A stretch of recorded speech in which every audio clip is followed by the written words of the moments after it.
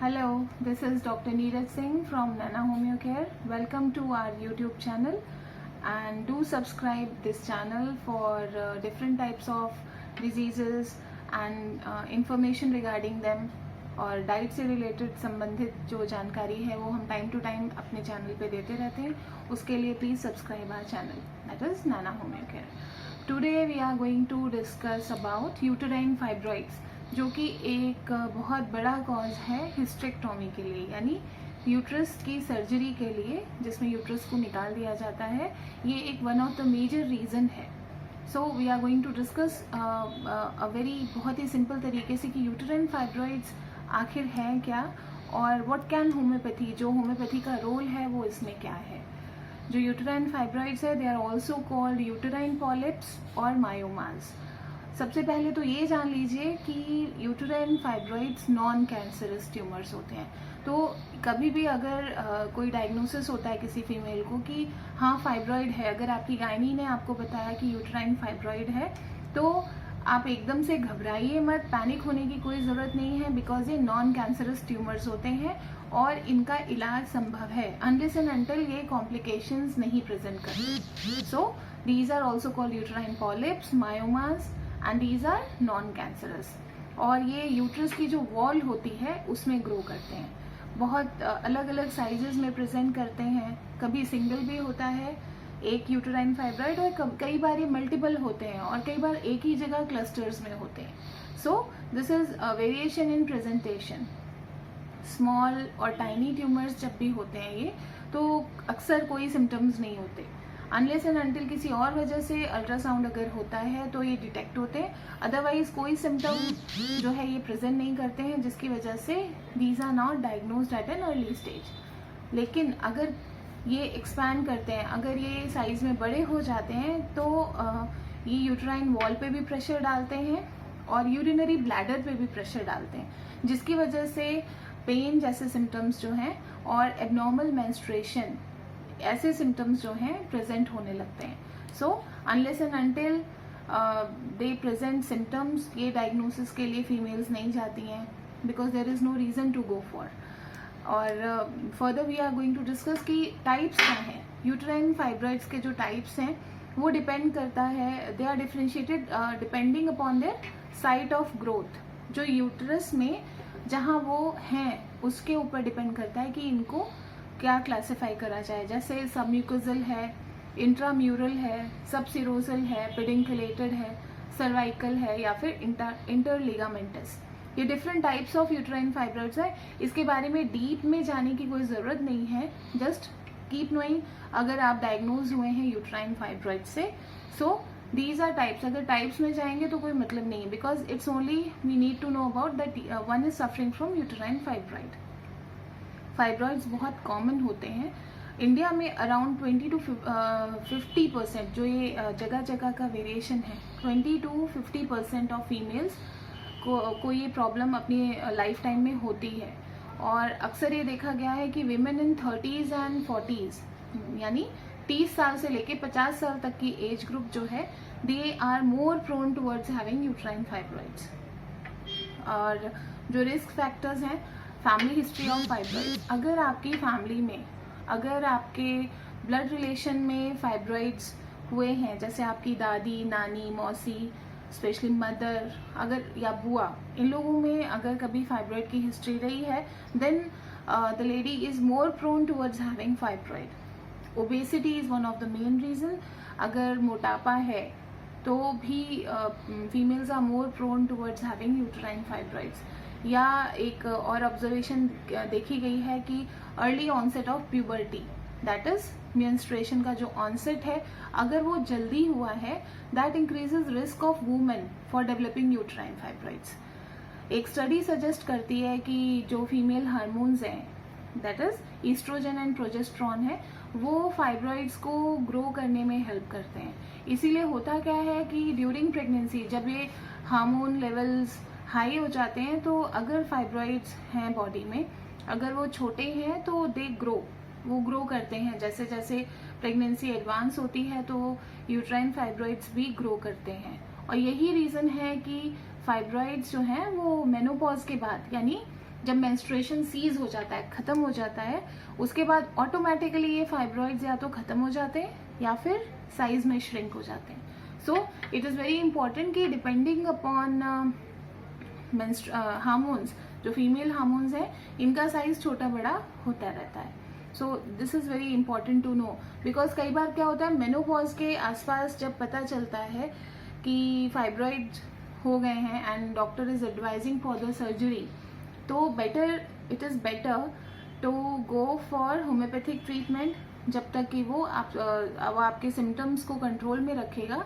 And towards menopause, जैसे जैसे menopause approach होगा तो ये आपकी प्रॉब्लम वैसे भी सबसाइड होने लगती है. तो both of them helping you, यानी एक तो approaching menopause and at the same time homeopathic treatment, वो आपके सिम्टम्स को कंट्रोल करते हुए फाइब्रॉइड्स की समस्या से आपको जो है आराम दिलाता है. जो अब हम बात करेंगे सिम्टम्स कि यूट्राइन फाइब्रॉइड्स अगर किसी को हैं तो सिम्टम्स क्या क्या हो सकते हैं.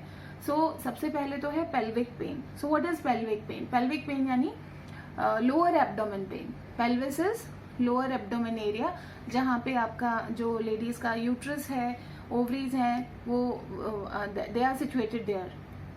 सो pelvic pain is there.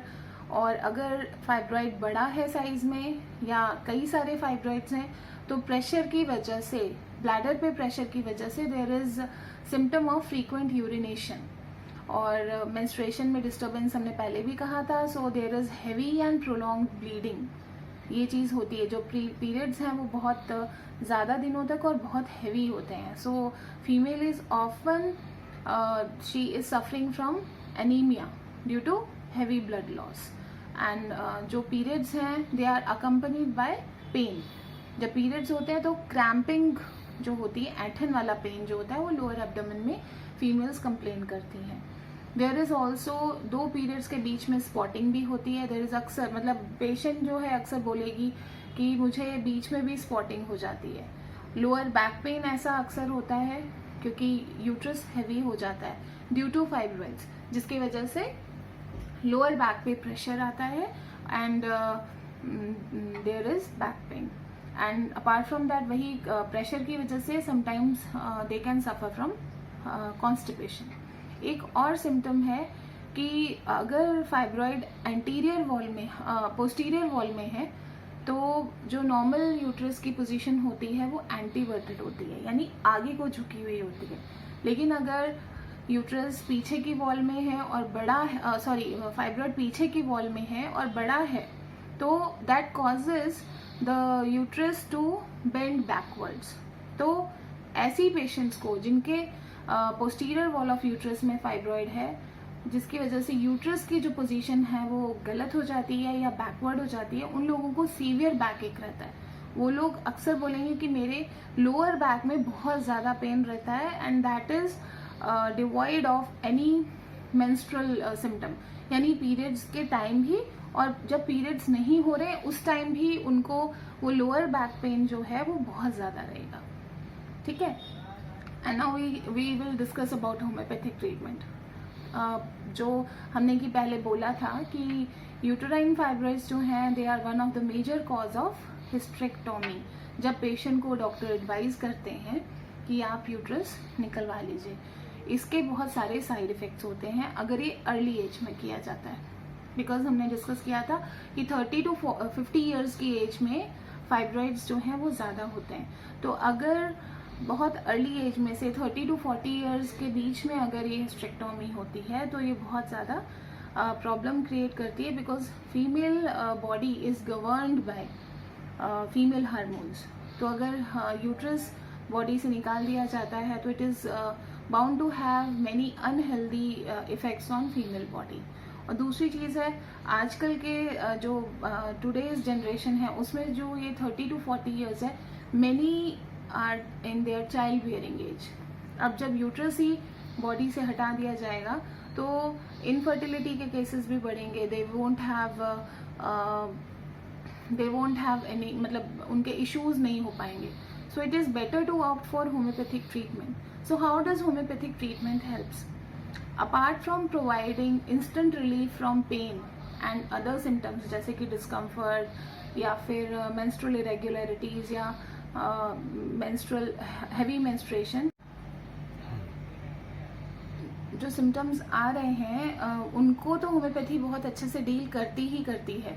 It also stops further growth of these fibroids. जो एक्यूरेटली सिलेक्टेड होम्योपैथिक मेडिसिन है, जो आपको इंडिविजुअलाइजेशन के बाद हम लोग देते हैं, that is capable of shrinking the fibroids and may even eradicate them completely so that you are on no risk of having fibroids. और इसके साथ ही इम्यूनिटी को और फीमेल हार्मोन्स को इस तरह से बैलेंस करती है कि जो रिकरेंस होती है फाइब्रॉइड्स की, जो कि अक्सर देखी गई है, कई बार सर्जिकली फाइब्रॉइड्स रिमूव कर दिए जाते हैं, उसके बाद भी फिर से फाइब्रॉइड्स हो जाते हैं, दैट इज रिकरेंस. तो वो रिकरेंस को भी होम्योपैथिक मेडिसिन खत्म करती हैं, so that patient is not bound to suffer again and again from fibroids. So cure is extremely gentle, कोई अनवांटेड साइड इफेक्ट्स नहीं होते, and most of all hysterectomy is not needed. तो ये बहुत important चीज़ है जो एक बहुत बड़ा प्रिवेंशन करती है टुवर्ड्स हिस्टेक्टोमी. बट एक इम्पॉर्टेंट पॉइंट मैं यहाँ पे बोलूँगी, that self medication is not at all recommended. So please consult your near by homeopathic doctor, homeopathic physician, or you may consult us for online homeopathic treatment of fibroids at the number given below in the description. So take care, have a nice day.